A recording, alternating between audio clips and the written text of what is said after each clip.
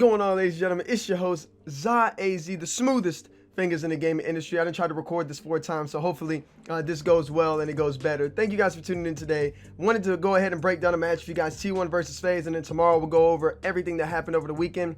We'll talk about some of the stuff that I talked about and that I wanted to pinpoint. We'll talk about some teams as far as some amateur teams as well and how they did playing against some of these top tier teams. But today, we're here to talk about why my prediction was correct, and so far correct. T1 still has a lot to do and there's a lot to be done, but if you guys paid attention to my Twitter, you guys would have seen me talking about my prediction and basically taking a clip from the video and the link in the description below. If you didn't see my predictions or the stuff I was talking about with challengers in stage 2 and then getting to masters of stage 2, go ahead and check that out, man. You guys can confirm everything that I'm saying, and you'll see that I made the right predictions and I made the right, I guess, guess. You could say educated guess, you know, hypothesis out here for this matchup and for challengers. And I'm pretty excited about it, man. But not only am I excited about obviously being correct, I'm not here to toot my own horn or brag or anything like that. I'm just here to say that we got an epic matchup, and we've seen T1 and FaZe really go at it yesterday. It's one of the best matchups that I've seen. A lot of adjustments were made between both teams. But again, I stated this with FaZe, and I said this in the last video in my prediction that FaZe wouldn't make it out of this challengers stage 2. I said this because their lineup and how they play, it just wasn't fitting. I didn't think it was going to work. I think they do need some roster changes. I think there's somebody who needs to learn or to teach them how to learn to slow down when they need to slow down. But again, on Icebox against T1, I mean, T1 was just doing exactly what they did to 100 Thieves. You can tell that T1 is just really good on that map. And then FaZe on Bind, I mean, it's really hard to beat them. They just play really up in your face, especially in showers. But again, when it came down to split, when it came down to making the necessary corrections, when it came down to strategy, I just didn't think FaZe was going to be able to do that. And the reason I didn't think they were going to be able to do that because they just consistently W key. And if this was another game like Overwatch, another game like Call of Duty, or any other game like that, I think that may have worked. But in Valorant, I don't think that's substantial, and I don't think you can really carry that for long periods of time, especially when the momentum is down, and especially when you got a team like T1 who really knows how to use their brain and really knows how to adapt on the fly, and a team like T1 who really needed a good match to really put on. I mean, to me, this was T1's biggest match so far that they've played. Even in First Strike, I think this was the biggest match. So we're going to go ahead and break this down. We're going to talk about some things, go over some things, and I hope you guys enjoy the video as always.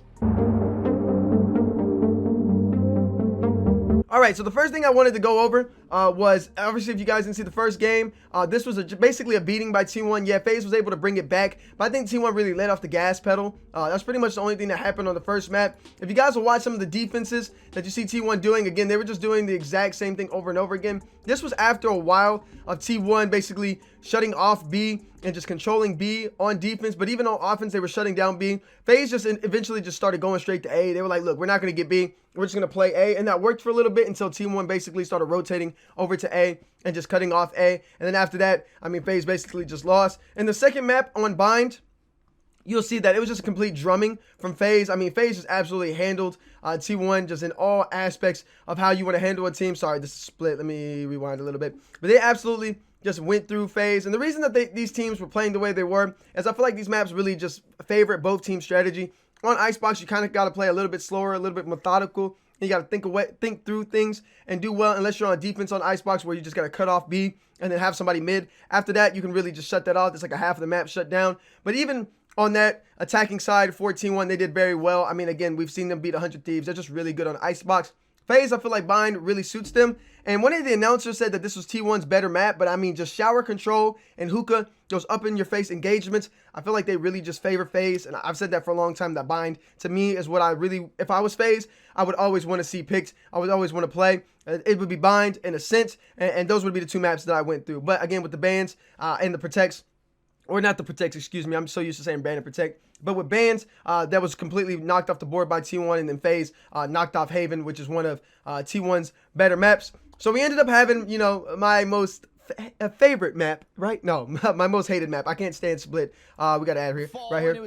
But if you guys want to check this out, you guys, again, link will be in the description for you guys to check out all this. I wanted to go over some of the split stuff and talk about some of the things, the key notes here between FaZe and T1. And there's not really many, but this is going to be something right here. Stroud ended up calling this out, and he said the exact same thing that I was trying to say. I mean, just in my head by myself while I was taking notes on the game. You can't beat T1 at all if you're not going to get up in their face, FaZe. And it felt like at times FaZe wasn't utilizing their strategy, even though I don't think that works and it's going to work against T1.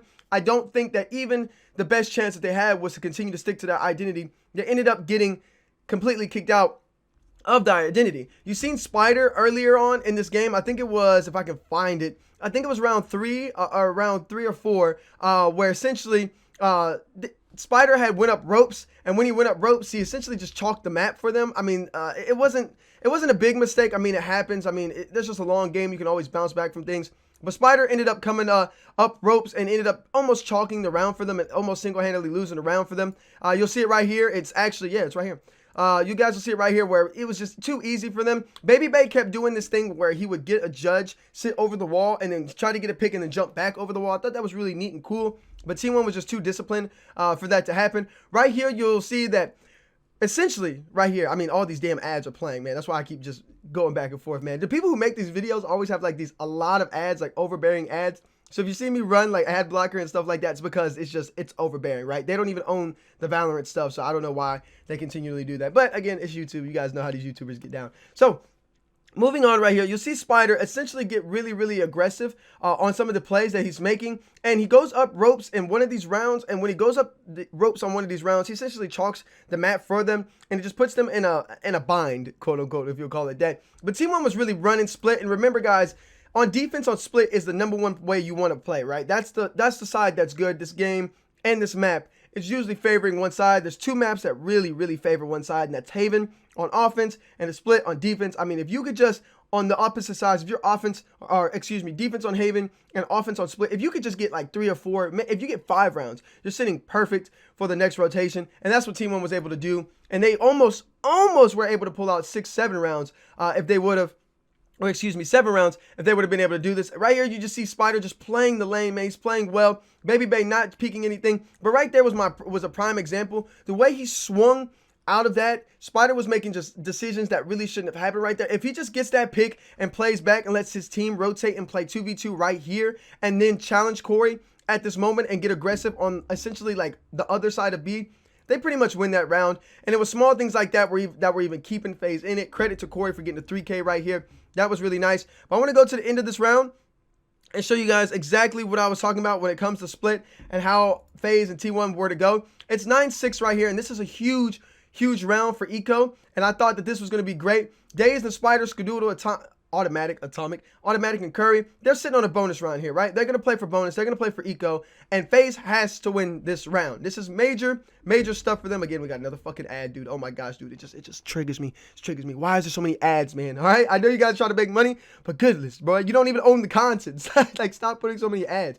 Anyways, moving forward. You have Baby Bay essentially pushing right up into mid. You see the setup here, right? You have the spike is down, which, again, this doesn't make any sense. I know that they're trying to cause distractions and they want to get a distraction to come back A and pick up the spike, but I don't think that that's the right decision to make against T1. If you go down or he gets picked right here and T1 gets aggressive, they haven't been getting aggressive all game, but if they were to get aggressive, the spike is down, they're going to know where it's at, which that ends up happening in the earlier rounds. But you're going to see these guys just apparently, they're going to go through ropes, make a couple of noises, just make a little bit of noise there, not do anything. But again, when you make distractions like this and when you don't have the spike and when you don't commit to something, you got to make a lot of noise on B, and there's almost no noise on B other than Raze's probably room bot other than that. And they're just playing mid and it's already walled off. So right here, what you have to do is you have to regroup. You have to send Astra through water and go to pick up the spike, and then regroup on A and have Jet and Sage play together so that if Jet gets tagged right here, Sage can heal her and then potentially wall this off. Even if she doesn't wall this off, she can slow orb this to create enough distance so that Jet, Baby Bay, can get top A control and watch as these two, Astra and Sky, push through, and then Sage can play this back lane and watch long right here for Jet to get across or potentially make a trade right here. And that just never really happens consistently. As you see, they start the rotation, they start doing it, but Jet and Sage don't make a push in here. It's pretty much, it's one-on-one play. You got one separated right here. Sage is playing too far back from Jet. Sky's by herself and Astra's by herself, whereas they're playing 2 up here with T1, and then you have all of them grouped back at the back of A. It's very sloppy play. I really don't like it. I don't like leaving a Jet by himself at all. Baby Bay leaving him by himself at all. It's just, it feels like these guys really just thought like, yo, we're just completely better than you guys, period, at gun skill. And these guys got to forget that almost all these people on T1 are previous pros, if not some of the top pros of all time. And it's disrespectful. It wasn't good. And then Baby Bay just pushing out right here. You see them regroup, and Ray's trying to get middle control, as obviously they're offset. It's 2v3, but they're just going to play retake on A. Watch how Baby Bay essentially just sits here and watches the smoke, and he jumps down and makes a noise. And even if he doesn't make noise, Spider's just smart enough to know in that smoke to just shoot through it at any point in time. Big pick by Spider. You see these guys start to rotate. They're going to play retake on A, and when they play retake on A, Sage is just going to sit on B for just a little bit, just to make sure that they don't rotate back and they don't get caught off guard. But they're just going to play retake. They're going to play time. They're going to play smarter, play better, and that's just T1, man. Again, FaZe isn't playing aggressive enough, nowhere near aggressive enough to compete with T1 here. I mean, if you just give T1 all the time in the world, it's not going to happen, bro. I don't think that you're going to be able to beat them. And again, Shroud called this, some of the announcers called this, and this was just FaZe's downfall, man. They weren't sticking to their own group. They weren't sticking to their own identity, and they started playing different identities. And again, I think T1 would have adapted and were adapting to it, but you won the second map playing up in your face. Why is it that you're not seeking out kills, seeking out aggression here? Why is it that Corey's not getting up in their face right here with Sky or with Sage or with Astra being able to attack right here, or getting up in here right here and somebody pushing out this way? They're just grouped up on the site. It just never works for somebody to just group up on a site and to do that. And here comes the split. The split has come in now. You're going to see FaZe Corey just sit here and just wait patiently, which isn't their skill set. You're going to see them all group up on this side to play, essentially play and cut off the retake, but it's not going to work. T1 just, I mean, it just, again, I could say this all day. Win or lose this round, it doesn't matter. You got to play and stick to your identity, or else it's just going to go down. And it feels like the coaching wasn't able to really regain FaZe, but at the same time, credit to T1. T1 just was a lot better. Here goes a pick. You get another pick from Corey. Get another pick from Marv. You get Spider to come in. But again, what I'm explaining here is essentially the eco was damaged here for FaZe, and FaZe could have avoided that. And this was something that really didn't ended up working out too well. Yeah, they picked up the round, but anybody with the brain who knows how to think and see Valorant ahead of the game understands that that's just not going to work, man. You got to start playing better than that. You got to start playing faster than that. And again, another round where they're again going to A. The spike's down. They have a man advantage over T1. This is going to be major keys here. FaZe, Baby Bay takes a pick, and he's going to be able to play this a lot better. But again, I just don't like the lack of aggression right here. And this comes back to bite them later on in the rounds when it's 9-8. And this is the round. I know there's a lot of talking with me going on, but right here is the round that I'm essentially group all this together. This right here is a complete showcase from T1 on how to regain and get back momentum. This is something I noticed while watching it. I was like, yo, this is crazy. This was a good game up to this point. I was like, man, it's going to come down to the wire. But FaZe goes to get aggressive right here, walls it up. The wall ended up hurting Corey. I don't know if that was a strat or not. It just didn't look well. The nade comes through. That aggressive peek just doesn't work. Automatic, and then we're waiting for it. The ult comes out. He doesn't convert the ult. They're going to rotate. Spider's waiting on him. Easy picks, easy chicken, easy money, and there they go down. They're going to go up 10-8 with the econ advantage. And from that point forward, man, I mean, T1 just pretty much had the advantage and pretty much just looked like the better team. And that's all that I have to show you guys. Again, FaZe just being as aggressive as they were wasn't something that I really wanted to see. Consistently, I thought they needed to learn how to play slow, but since they had already converted, or they already agreed on doing these things and wanting to push like this in map 2 and in map 1, I thought since they just beat map 2 so handedly, they bounced back. Their confidence would be high. They should play to their strengths, and they really didn't play to their strengths. They played into T1's strengths, and you never do that. And they just looked out of shambles, or not even out of shambles, man. It was a really good game, but they just didn't look like the FaZe that we're used to seeing. But again, man, split is split, and if you lose on split by something as close as they lost to, can you really get upset at them? I mean, again, it's split. Anyways, let me know what you guys think in the comment section below. I tried to cover as much as possible in a short amount of time period. I can spend like 30 minutes going over film, scouting film, doing VOD reviews and stuff like that with you guys. I wanted to talk about just a little bit of things here where I called essentially what T1 and FaZe were going to do throughout the tournament and said that this is what they needed to do to be successful. With FaZe, again, I understand that that's their play style, but I wanted to see more slow, methodic play out of them in certain maps such as Icebox. Bind, they played fantastically, did very well, but on Icebox, they didn't play well at all on Icebox. And then when it came down to split, I think that they just didn't stick to their identity after playing so well on map number 2. And I think they started trying to adapt on split just a little too late. And there was just a little bit of one-on-one plays from FaZe that they usually excel in. But against T1, I told you guys they were going to make the necessary progress to be able to get back into challenges and to get back into the top tier talent. And that's exactly what they did. All love to them boys over at FaZe, Baby Bay, all you guys, Raucous. Hey, you guys play phenomenally. You guys play great. It just doesn't go your way sometimes. Regroup, bounce back. If you guys have to make roster changes, maybe needs to happen. But again, you guys played a great team in T1, and T1 was just a little bit more hungry than you guys were. They've been sitting out for a while, and they want to make their presence known again in this matchup. Again, it just sucks to see two teams. One of them have to go home. It really does suck, but it shows that when you don't perform in Challengers 1, and then you get to Challengers 2, man, you got to perform there.